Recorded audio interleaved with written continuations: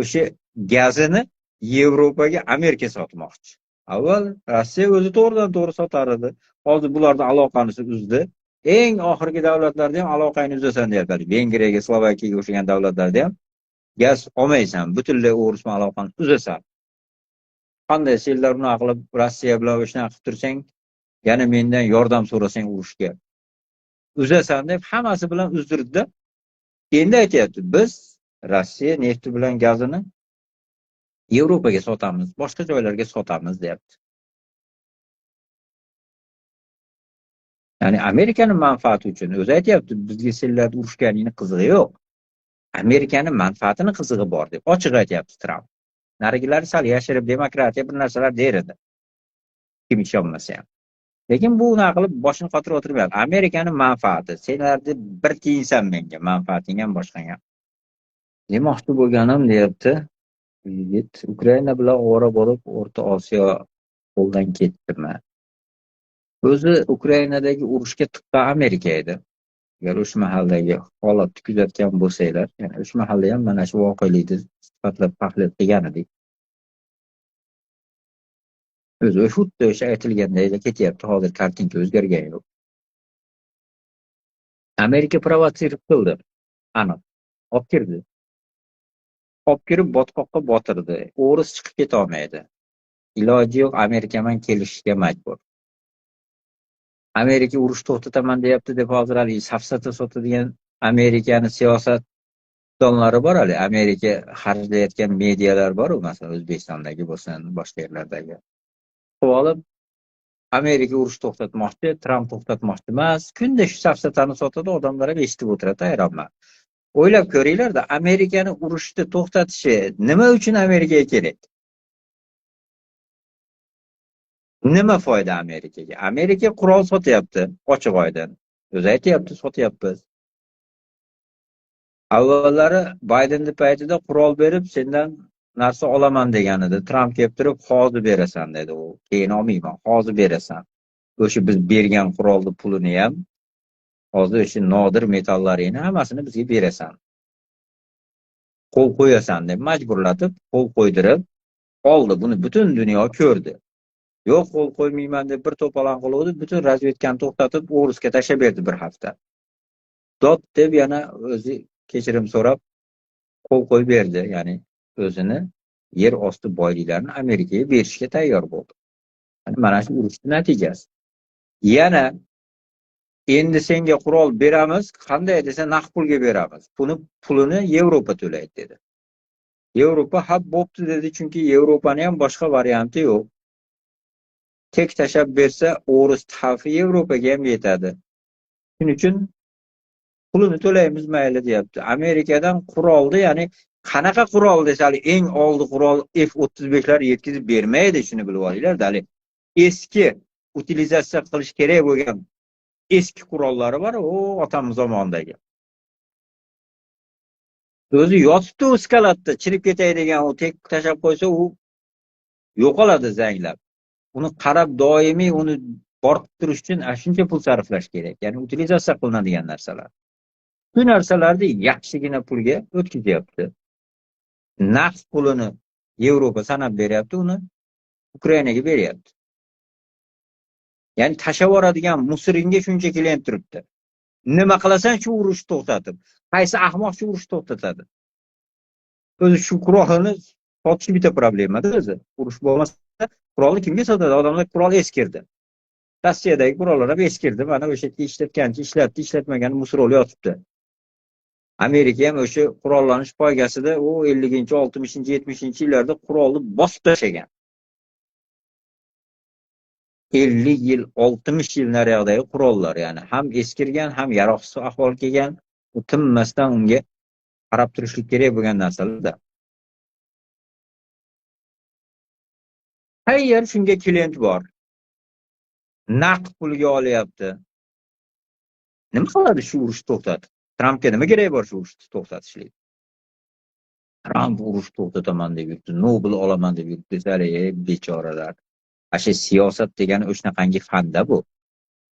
Hali siyosat qildim deyotganda odamlar, ya'ni o'sha boshqaruvdagi o'zini boshqaruvini qolganlarni dog'da qoldirib, ilib ketadigan tarafini siyosat qildim deb ishlatadi o'zi.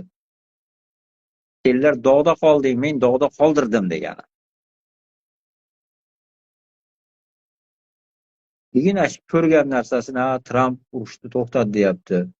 Tramp to'xtat desa, Putin to'xtatmayapti haligi.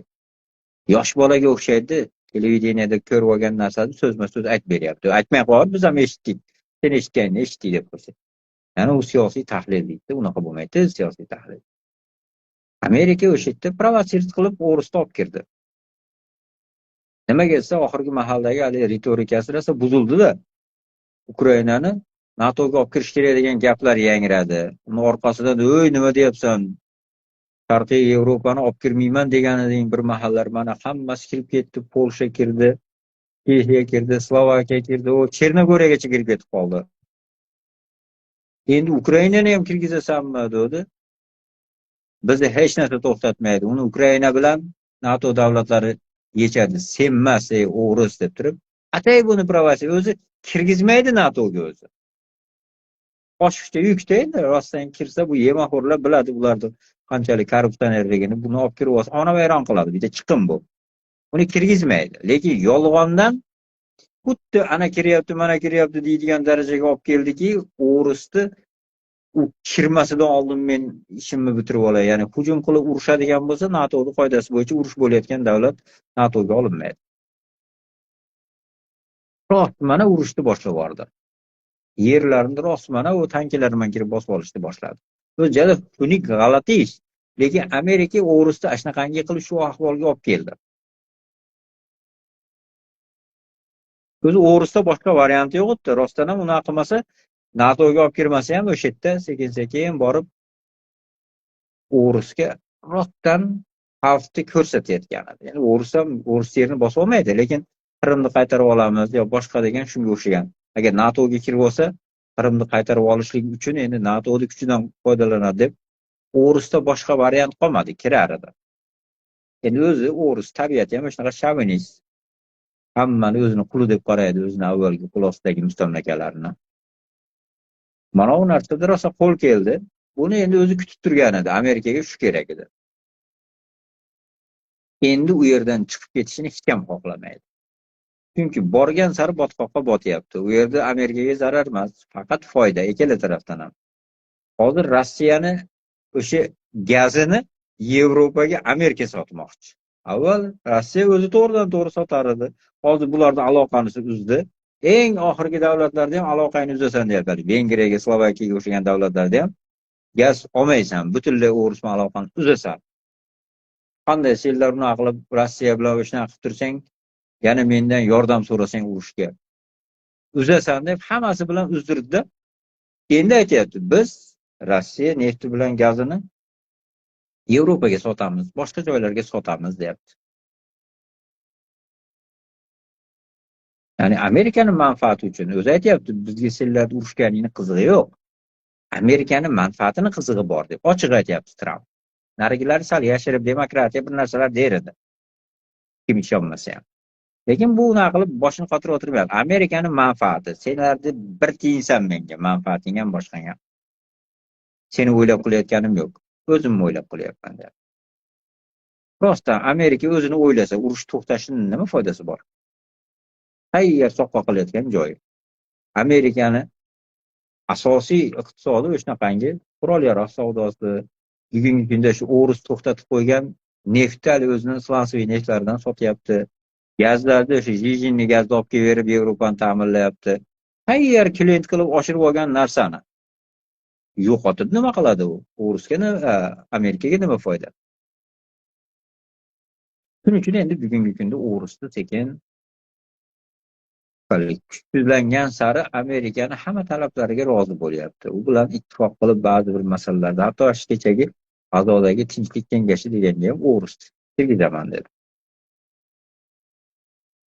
Bu degani Amerikani chizgan chizig'idan yurgizyapti degani.